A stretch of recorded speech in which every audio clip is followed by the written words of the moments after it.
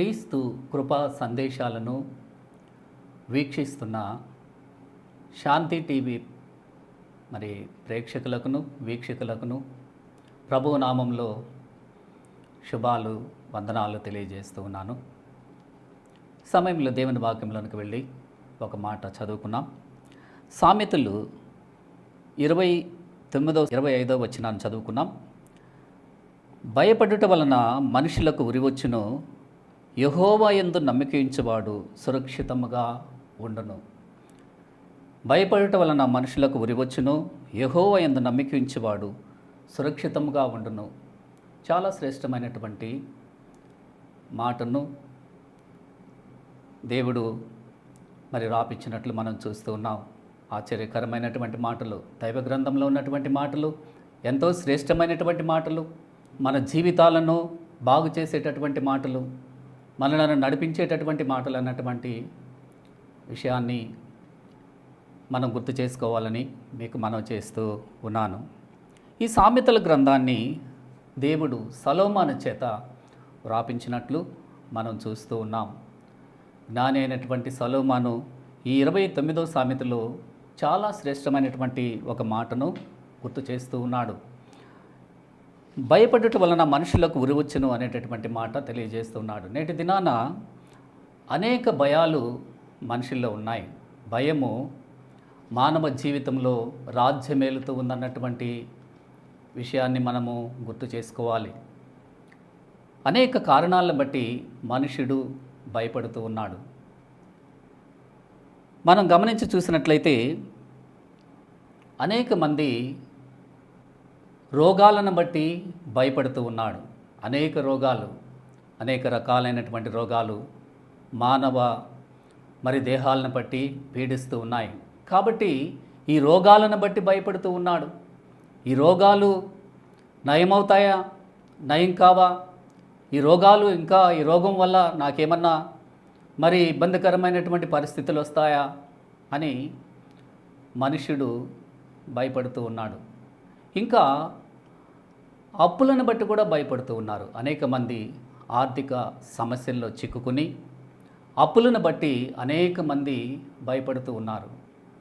ఈ అప్పులు తీరుతాయో లేదో, ఎలా తీర్చుకోవాలి, చేసినటువంటి ఈ అప్పులను ఏ విధంగా మనం తీర్చుకోగలమని కొద్దిమంది భయపడుతూ ఉన్నారు. అలాగే పిల్లల భవిష్యత్తును బట్టి కొద్దిమంది భయపడుతూ ఉన్నారు. ఈ బిడ్డలు భవిష్యత్తు ఏంటి, సరిగా ఈ బిడ్డలు చదువుకొని వృద్ధిలోకి వస్తారా, లేకపోతే ఈ బిడ్డల భవిష్యత్తు ఏంటని ఆ బిడ్డల యొక్క తల్లిదండ్రులు బిడ్డల భవిష్యత్తుని బట్టి కూడా భయపడుతూ ఉన్నారు. ఇంకా చదువుకున్నటువంటి బిడ్డలు కూడా ఈ ఉద్యోగాలు వస్తాయా రావా, ఉద్యోగం రాకపోతే ఏ విధంగా బ్రతకాలి, ఏ విధంగా ముందుకు వెళ్ళాలని దాన్ని బట్టి కూడా కొద్దిమంది ఉద్యోగాలను బట్టి భయపడుతూ ఉన్నారు. ఇంకా అనేక మంది తెలియని భయాలు, ప్రతిదానికి భయపడుతూ ఉంటారు. దేవుని పిల్లలమైనటువంటి మనము భయపడిన దానివల్ల ప్రయోజనం లేదన్నటువంటి సత్యాన్ని మనం జ్ఞాపకం చేసుకోవాలి. ఎందుకంటే మన ప్రభువు మనకు తోడుగా ఉన్నాడన్నటువంటి సత్యాన్ని మనం మర్చిపోకూడదనే మీకు మనవి చేస్తూ ఉన్నాను. ప్రతి భయం నుంచి మనల్ని విడిపించగలిగినటువంటి దేవుడు మనకు తోడుగా ఉన్నాడన్నటువంటి సత్యాన్ని మనం ఎప్పుడు కూడా మర్చిపోకూడదనే మీకు మనవి చేస్తూ ఉన్నాను. అంతేకాదు, ఈ భయాల్లో నుంచి ఎవరు విడిపిస్తారు మనల్ని, ఎవరి భయంలో నుంచి విడిపించి మనకు సహాయం చేస్తారు అని మనం ఆలోచించినట్లయితే ఎవరు కూడా విడిపించలేరు. ప్రభువు మాత్రమే మనల్ని భయాల్లో నుంచి విడిపించగలిగినటువంటి దేవుడై ఉన్నాడు. గాఢాంధకారపు లోయలో నేను సంచరించినను ఏ అపాయమునకు భయపడను, ఎందుకంటే నీవు నాకు తోడుగా ఉన్నావు అంటున్నాడు దావీదు. కాబట్టి ఈ భయాలన్నింటిలో నుంచి ఎవరు విడిపిస్తారు మనల్ని అంటే ప్రభువు మాత్రమే విడిపించేటటువంటి దేవుడై ఉన్నాడు.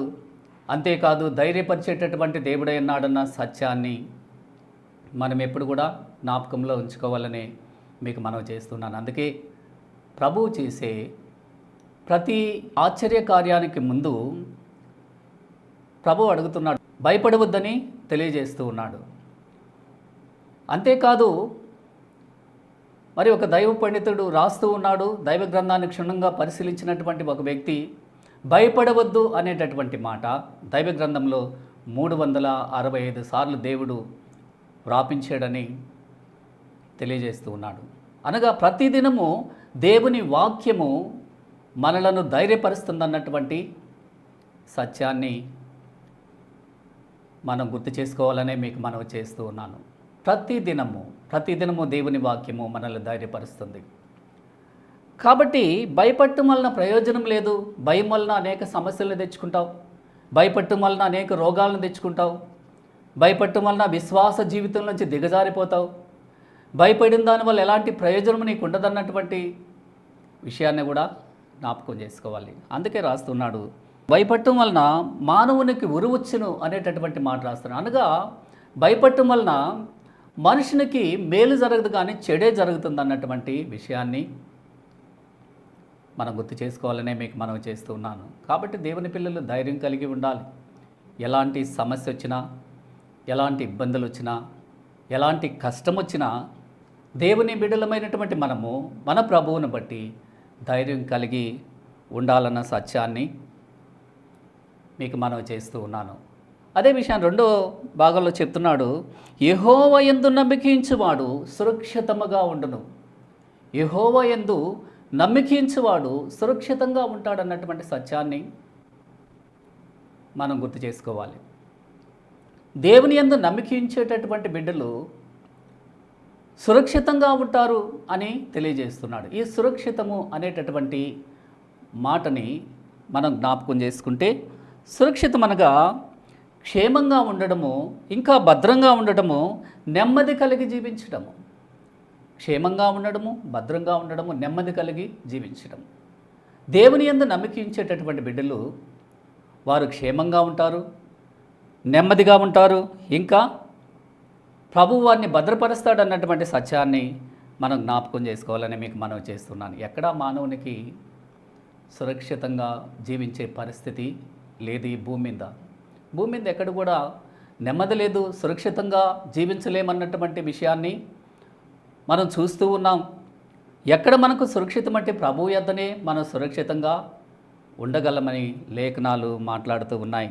అందుకే 4వ కీర్తనలో చెప్తూ ఉన్నాడు, నీవే నన్ను సురక్షితముగా నివసింపజేయుదువు, నీవే నన్ను సురక్షితముగా నివసింపజేయుదువు అనేటటువంటి మాట మనకు అక్కడ కనిపిస్తుంది. మన ప్రభువు మాత్రమే మనలను సురక్షితంగా నివసింపజేసేటటువంటి దేవుడు అన్నటువంటి సత్యాన్ని మనం జ్ఞాపకం చేసుకోవాలని కూడా మీకు మనం చేస్తున్నాం. అదే 78వ కీర్తన 53వ వచనంలో కూడా, ఆయన వారిని సురక్షితముగా నడిపించును, ఆయన వారిని సురక్షితముగా నడిపించును అనేటటువంటి మాట కూడా మనకు అక్కడ కనిపిస్తూ ఉంది.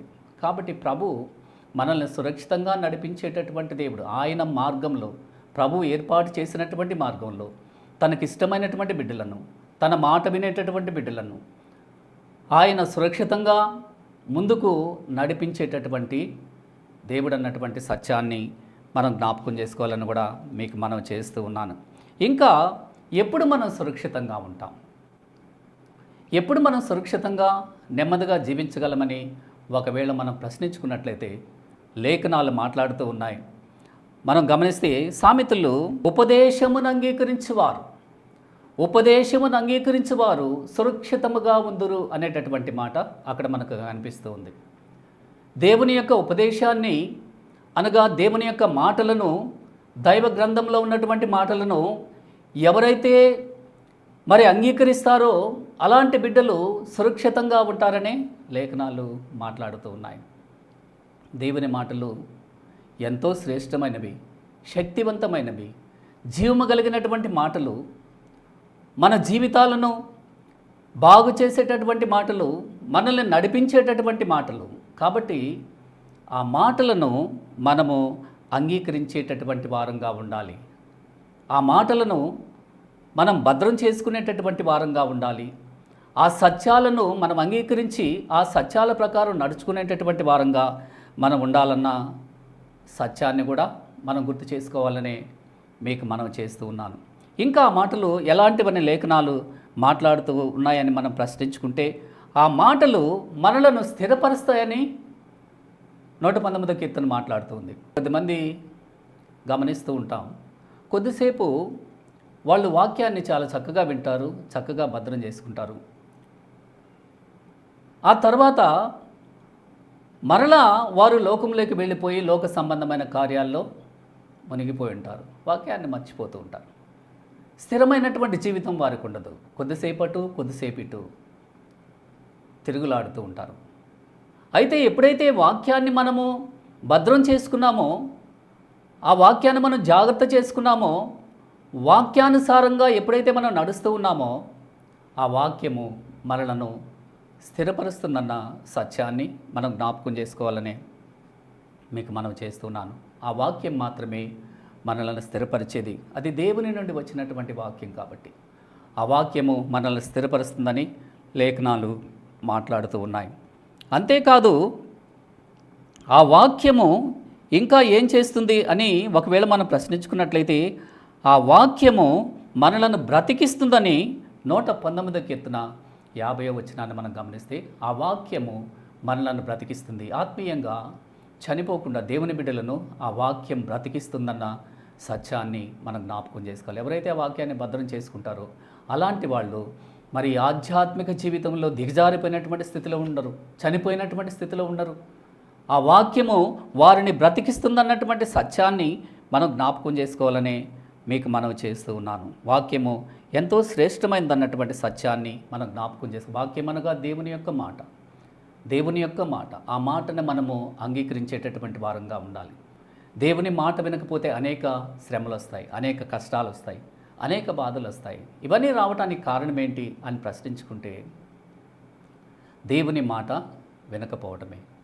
దేవుని మాట వినకపోవడమే. చాలామంది అనుకుంటూ ఉంటారు, ఈ శ్రమలు ఎందుకు వచ్చినాయి, ఈ కష్టాలు ఎందుకు వచ్చినాయి, ఈ బాధలు ఎందుకు వచ్చినాయి అని చెప్పి వాళ్ళు మరి బాధపడుతూ ఉంటారు. ఎందుకు వస్తాయి? దేవుని మాట వినని కారణంగా.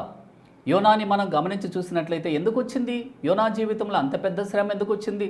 చాప కడుపులో 3 దినాలు ఉండాల్సినటువంటి పరిస్థితి ఎందుకు వచ్చిందంటే దేవుని మాట వినని కారణంగా. దేవుని మాట వినని కారణంగా మరి శ్రమ వస్తుందన్నటువంటి సత్యాన్ని మనం జ్ఞాపకం చేసుకోవాలనే మీకు మనం చేస్తూ ఉన్నాను. కాబట్టి దేవుని మాటలను అంగీకరించేటటువంటి వారంగా ఉండాలి. మనం సురక్షితంగా ఉండాలంటే దేవుని యొక్క ఉపదేశాన్ని అంగీకరించాలన్న సత్యాన్ని మనం జ్ఞాపకం చేసుకోవాలని మీకు మనం చేస్తున్నాను.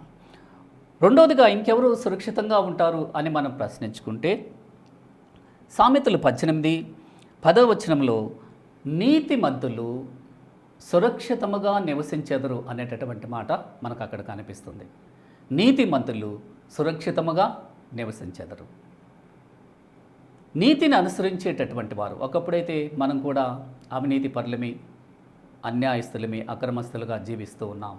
దేవుని కృపను బట్టి ఆయన మన జీవితాన్ని మార్చివేసి రక్తాన్ని చిందించి ఆ రక్తము ద్వారా మనల్ని నీతిమంతులుగా మార్చినాడు. ఎలా నీతిమంతులమంటే, నీతిమంతుడు లేడంటుంది లేఖనం, ఒకడు కూడా లేడంటుంది. అయితే ఎలా నీతిమంతులమే? ఎవరైతే ప్రభువుని ఆశ్రయిస్తారో, ఎవరైతే ఆయన మాట వింటారో, ఆయన రక్తం చేత విమోచింపబడతారో, ఆయన మార్గాల్లో నడుస్తారో అలాంటి వాళ్ళు నీతిమంతులని లేఖనాలు మాట్లాడుతూ ఉన్నాయి. కాబట్టి నీతిమంతులు సురక్షితంగా ఉంటారు. నీతిని అనుసరించేటటువంటి వారు, దైవనీతిని దేవుడు మనకిచ్చినటువంటి ఆ నీతిని అనుసరించేటటువంటి వారు సురక్షితంగా ఉంటారని లేఖనాలు తెలియజేస్తూ ఉన్నాయి. ఇంకా దైవనీతిని అనుసరించేటటువంటి వారు ఏ విధంగా ఉంటారు అని మనం ప్రశ్నించుకున్నట్లయితే లేఖనాలు మాట్లాడుతూ ఉన్నాయి. 92వ కీర్తనలో నీతిమంతులు వారి యొక్క ఆత్మీయ జీవితంలో ఎల్లప్పుడూ ఎదిగేటటువంటి వారుగా ఉంటారు. ఎల్లప్పుడూ ఎదుగుతూ ఉంటారు. ఆత్మీయ జీవితంలో, ఆత్మ సంబంధమైనటువంటి విషయాలలో ఎల్లప్పుడూ ఎదిగేటటువంటి వారుగా ఉంటారు. వాక్యం చదవడంలో కానీ, ఇంకా వాక్యాన్ని వినడంలో కానీ, ప్రార్థన చేయడంలో కానీ, మరి అన్ని విషయాల్లో కూడా ఆత్మ సంబంధమైనటువంటి విషయాలలో ఎల్లప్పుడూ ఎదిగేటటువంటి వారుగా ఉంటారని లేఖనాలు మాట్లాడుతూ ఉన్నాయి. ఇంకా 140వ కీర్తన 13వ వచనంలో కూడా నీతిమంతులు కృతజ్ఞత కలిగి ఉంటారు. ప్రభు ఏదైనా మన జీవితాల్లో మేలు చేసినప్పుడు దేవుని బిడ్డలుగా మనం ఏం చేయాలి? మనం చేయాల్సినటువంటి పని ఏంటంటే ప్రభువు చేసిన మేలును బట్టి కృతజ్ఞత కలిగి ఉండాలి. కృతజ్ఞత కలిగి ఉండాలి. చాలామంది కృతజ్ఞత లేనటువంటి విధంగా ప్రవర్తిస్తూ ఉన్నారు. ఆ దేవుడు మాకేం చేసినాడు అన్నటువంటి ఆలోచన కలిగి ఉన్నారు. అది ఏమాత్రం మంచిది కాదు. నీ జీవితంలో ప్రభు చేసే ప్రతి పనిని బట్టి కృతజ్ఞత చెల్లించేటటువంటి వారుగా ఉండాలి. దేవుని పిల్లలమైనటువంటి మనము నీతిమంతులు కృతజ్ఞత చెల్లించేటటువంటి వారుగా ఉంటారని లేఖనాలు మాట్లాడుతూ ఉన్నాయి. ఇంకా 64వ కీర్తనలో నీతిమంతులు ప్రభువును బట్టి సంతోషిస్తారు. ఇంకా నీతిమంతులు ఎలా ఉంటారంటే ప్రభువును బట్టి సంతోషిస్తారన్నటువంటి సత్యాన్ని మనం జ్ఞాపకం చేసుకోవాలని మీకు మనం చేస్తూ ఉన్నాను. వారి జీవితంలో మంచి ఉద్యోగం ఉన్నా, లేకపోతే సమృద్ధికరమైనటువంటి ధనమున్నా, ఇంకా మంచి కుటుంబం ఉన్నా, ఒకవేళ ఎన్ని ఉన్నా కూడా వాటిని బట్టి సంతోషించరు. కానీ మొదట ప్రభువును బట్టి సంతోషిస్తారు. ఎందుకంటే అవన్నీ ప్రభు ఇచ్చినాడు కాబట్టి, అవన్నీ ప్రభు అనుగ్రహించాడు కాబట్టి మొదట ప్రభువును బట్టి సంతోషిస్తారు. తర్వాతే అవి ప్రభువును బట్టి సంతోషించేటటువంటి వారుగా ఉంటారు. నా జీవితంలో నా ప్రభు ఇంత గొప్ప కార్యం చేశాడని, ప్రభువు చేసిన ప్రతి కార్యాన్ని బట్టి సంతోషించేటటువంటి వారుగా ఉంటారని మీకు మనం చేస్తూ ఉన్నాను. కాబట్టి నీతిమంతులు ప్రభువును బట్టి సంతోషించేటటువంటి వారుగా ఉంటారని లేఖనాలు మాట్లాడుతూ ఉన్నాయి. ఇంకా హోషేయలో ఒక మాట ఉంది, నీతిమంతులు దేవుని మార్గంలో చక్కగా నడుచుకుంటారు. నీతిమంతులు ఇంకా ఎలా ఉంటారంటే దేవుని మార్గంలో చక్కగా నడుస్తారు. కొద్దిసేపు ఆ మార్గంలో, కొద్దిసేపు లోక సంబంధమైన మార్గంలో అట్ట పరిగెత్తరు. నీతిమంతులు దేవుని మార్గంలోనే నడుస్తారు. ప్రభు మనకు ఒక మార్గాన్ని నిర్దేశించాడు. ఏమని? నేనే మార్గమును సత్యమును జీవమునై ఉన్నాను అని చెప్తూ ఉన్నాడు. కాబట్టి ప్రభువే మన మార్గం. కాబట్టి నీతిమంతులు ఆ మార్గంలోనే నడుచుకుంటారని లేఖనాలు మనతో మాట్లాడుతూ ఉన్నాయి. ఇంకా నీతిమంతులు ప్రార్థనాపరులుగా ఉంటారని సామెతలు 15లో మనం చూస్తూ ఉన్నాం. నీతిమంతులు ప్రార్థనాపరులుగా ఉంటారు. సామెతలు 15:29లో చూసినట్లయితే నీతిమంతులు ప్రార్థన చేసేటటువంటి వారుగా ఉంటారు. ప్రార్థనా జీవితాన్ని కలిగి ఉంటారు. ఏ అవసరం వచ్చినా, ఏ కష్టం వచ్చినా ప్రభువు తట్టు చేతులు చాపేటటువంటి వారుగా ఉంటారన్న సత్యాన్ని మనం గుర్తు చేసుకోవాలని మీకు మనం చేస్తున్నాను. నీతిమంతులు ప్రార్థనాపరులుగా ఉంటారు. ప్రతి ఒక్కరూ కూడా ప్రార్థనాపరులంగా ఉండాలి. దేవుని బిడ్డలైనటువంటి మనము ప్రార్థన చేసేటటువంటి వారంగా ఉండాలని లేఖనాలను బట్టి మనం నేర్చుకుంటూ ఉన్నాం. ఇంకా నీతిమంతులకి ఇంకా ఎలాంటి మేలులు ఉన్నాయి లేఖనాల్లో అంటే, మరి నీతిమంతులకి ప్రభు జయాన్ని కలుగజేస్తాడు, గొప్ప విజయాన్ని ఇస్తాడు. నీతిని అనుసరించేటటువంటి బిడ్డలకు దేవుడు గొప్ప విజయాన్ని అనుగ్రహిస్తాడు అన్నటువంటి సత్యాన్ని మనం మరి గుర్తు చేసుకోవాలని కూడా మీకు మనం చేస్తూ ఉన్నాను. నీతిని అనుసరించేటటువంటి మన జీవితాల్లో దేవుడు గొప్ప విజయాలను అనుగ్రహించేటటువంటి దేవుడు. చాలామంది బిడ్డలు ఉద్యోగాల కోసము ఎదురు చూస్తూ ఉన్నారు. అదే కాదు, పరీక్షలు రాస్తూ ఉన్నారు. ఇంకా మరి అనేక ఇబ్బందులు పడుతూ వాళ్ళు మరి ఆ ఉద్యోగాలు సంపాదించుకోవటానికి కష్టపడుతూ ఉన్నారు. నీ జీవితంలో గొప్ప విజయం కావాలంటే నీతిని అనుసరించాలి. ఈ గొప్ప సత్యాన్ని మనం నేర్చుకోవాలని మీకు మనం చేస్తూ ఉన్నాను. అవినీతిపరులంగా అక్రమస్తులుగా ఉన్నట్లయితే దేవుడు మన జీవితాల్లో గొప్ప విజయాన్ని అనుగ్రహించాడు. ఎప్పుడైతే నీతిమంతునిగా ఉంటావో, దేవునికి ఇష్టమైన బిడ్డవుగా ఉంటావో, నీ జీవితంలో దేవుడు గొప్ప విజయాన్ని ఇస్తాడనే మీకు మనం చేస్తున్నాను. కాబట్టి నీతిమంతులు సురక్షితంగా ఉంటారు. నీతిమంతులు సురక్షితంగా ఉంటారన్న సత్యాన్ని మనం గుర్తు చేసుకోవాలని మీకు మనం చేస్తున్నాను. మూడవదిగా ఇంకొక మాట కూడా జ్ఞాపకం చేసుకున్నాం. సామెతలు 29:25లో యెహోవా యందు నమ్మకించువారు సురక్షితముగా ఉందురు అనేటటువంటి మాట కూడా ఇక్కడ మనకు కనిపిస్తుంది. దేవుని యందు నమ్మకించేటటువంటి వారు సురక్షితంగా ఉంటారని లేఖనాలు మాట్లాడుతూ ఉన్నాయి. దేవుని మీద నమ్మకం ఉండాలి. నా ప్రభు నా సమస్యను పరిష్కారం చేయగలడు, నా ప్రభు నా కుటుంబంలో ఉన్న ఇబ్బందిని తొలగించగలడు, ఇంకా నా ప్రభు ఇంకా మా జీవితాల్లో ఉన్నటువంటి అనేక సమస్యల నుంచి మమ్మల్ని విడిపించగలడని సంపూర్ణంగా ప్రభువుని నమ్మేటటువంటి వారంగా ఉండాలి. ప్రభు యందు నమ్మకించాలి. ఆయన నమ్మదగినటువంటి దేవుడై ఉన్నాడు. మనము నమ్మదగని వారమైనను మన ప్రభువు నమ్మదగిన దేవుడై ఉన్నాడు. కాబట్టి ప్రభువుని నమ్మేటటువంటి వారంగా మనం ఉండాలి. ప్రభువుని సంపూర్ణంగా మనము విశ్వసించాలి. ఎప్పుడైతే ప్రభువుని సంపూర్ణంగా విశ్వసించి దేవుని మీద ఆనుకుంటావో దేవుడు నీ జీవితాల్లో గొప్ప కార్యాలు చేస్తాడన్న సత్యాన్ని మనం మర్చిపోకూడదనే మీకు మనవి చేస్తున్నాను. ఏం చేస్తాడు ప్రభువు నమ్మినట్లయితే అంటే నీ హృదయ వాంఛను తీరుస్తాడు. నీ హృదయంలో ఎలాంటి కోరిక ఉందో, ఎలాంటి కోరిక కలిగి ఉన్నావో, నీ కుటుంబ విషయంలో, నీ బిడ్డల విషయంలో ఎలాంటి కోరిక కలిగి ఉన్నావో ఆ కోరికను నెరవేరుస్తాడన్న సత్యాన్ని మనం జ్ఞాపకం చేసుకోవాలి. 37 కీర్తనలో ఆ మాట మనకు కనిపిస్తుంది.